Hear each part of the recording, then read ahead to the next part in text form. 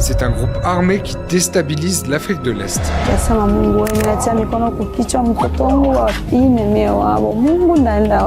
Le Rwanda a des velléités expansionnistes en vue d'assouvir ses appétits criminels. M23 are not Rwandans. These are Congolese. 3. Le mouvement à l'assaut de la République démocratique du Congo.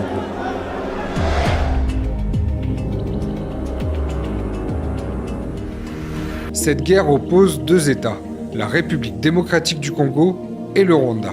Car si le président rwandais Paul Kagame nie tout lien avec le M23, M23 are not Rwandans. These are Congolese. Plusieurs rapports attestent la présence de soldats rwandais aux côtés du groupe armé.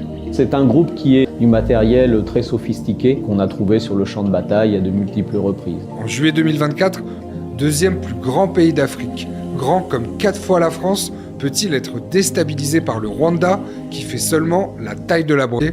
Goma, la plus grande ville de l'Est de la République démocratique du Congo, est tombée aux mains du M23, un groupe armé Tutsi soutenu par le Rwanda. Et il contrôlait en effet les deux principales routes d'accès au nord et à l'ouest de la ville de Goma. Selon le bilan des Nations Unies, les affrontements entre l'armée congolaise et le M23 ont fait au moins 2900 morts. Un demi-million de personnes ont été déplacées depuis le début de l'année dans la région du Nord Kivu. Nasema Mungu wewe, nimetia mikono kukichwa mtoto wangu wa pili mie wabo. Mungu ndaenda wapi? Mie nje ugomeli, mie nje evita likuyaka Mungu nje evita M23 likuya Mugoma. Lors de l'offensive menée par le M23, des centaines de prisonniers se sont évadés d'une prison de Goma. Selon l'ONU, plus d'une centaine de femmes ont été violées par des prisonniers qui ont ensuite mis le feu à la prison. Pendant ce temps-là, à Kinshasa, la capitale de la RDC située à 2500 km, l'ambassade française a été attaquée par des manifestants.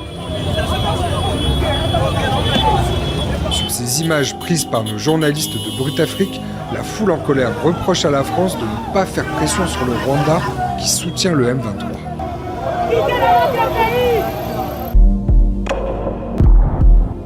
Le 6 avril 1994, un avion est abattu par 2 missiles près de Kigali, la capitale du Rwanda. Le président rwandais Juvenal Habyarimana ainsi que son homologue burundais meurent dans le crash. Depuis l'annonce de cet attentat, des affrontements interethniques très violents ont repris. Les extrémistes Hutus au pouvoir accusent les rebelles Tutsis du Front patriotique rwandais d'être à l'origine de l'attentat. Du 7 avril au 17 juillet 1994, entre 800 000 et 1 million de personnes, en majorité Tutsis, sont massacrées par le régime Hutu. C'est le 4e et dernier génocide du XXe siècle. Quotidiennement, la rivière Akagera qui se jette dans le lac Victoria emporte 1500 cadavres. À cette échelle, il ne convient plus de parler de guerre tribale, mais bien d'extermination de masse. Ce qui se passe actuellement au Rwanda est le résultat effarant de 30 ans d'affrontements ethniques, débouchant aujourd'hui sur une véritable guerre raciale. À la fin du génocide, un gouvernement d'union nationale est mis en place.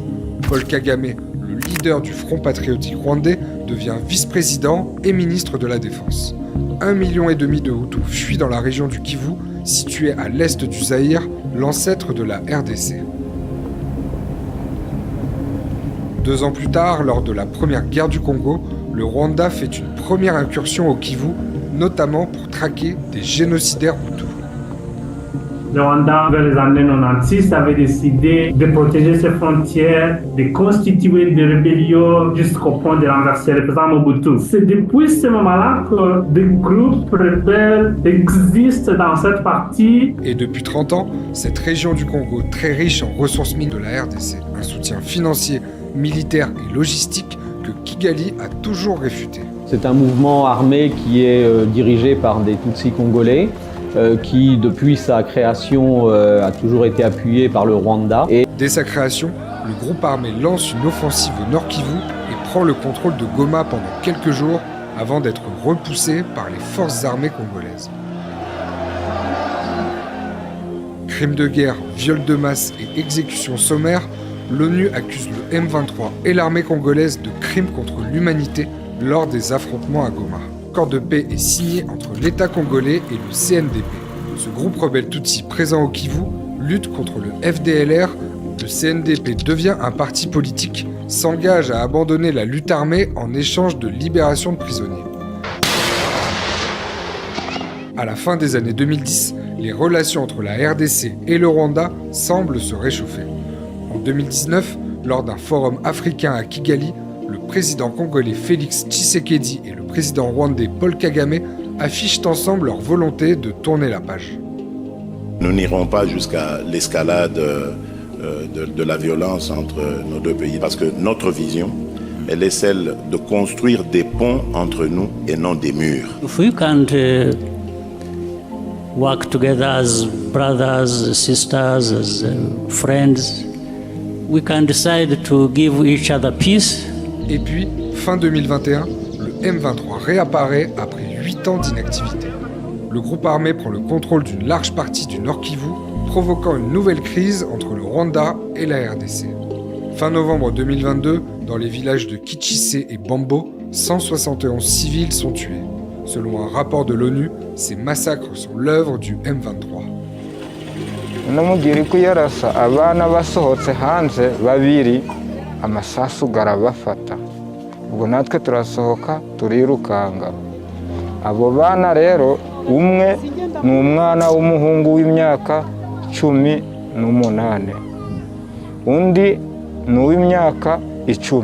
Mais en 2012, des membres du CNDP qui estiment que Kinshasa n'a pas respecté l'accord de paix prennent à nouveau les armes sous le nom de Mouvement du 23 mars, abrégé en M23. Le Rwanda a en réalité des velléités expansionnistes, avec comme intérêt principal l'appropriation de nos minerais, et pour ce faire, il s'active à déstabiliser l'Est du Congo pour créer une zone de non-droit en vue d'assouvir ses appétits criminels. Mine d'or, étain et surtout coltan.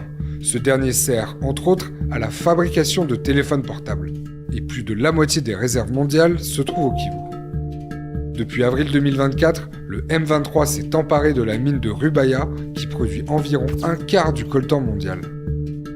Le M23, dès qu'il a pris le contrôle de ces zones, a immédiatement mis en place une administration des mines. Les flux de minerais sont sous sa direction et sont taxés par le M23. On estime que l'essentiel de son financement vient des taxes qu'il prélève sur les minerais, $800 000 environ par mois. Donc ça constitue le cœur financier du M23, plus évidemment d'autres ressources diverses et variées.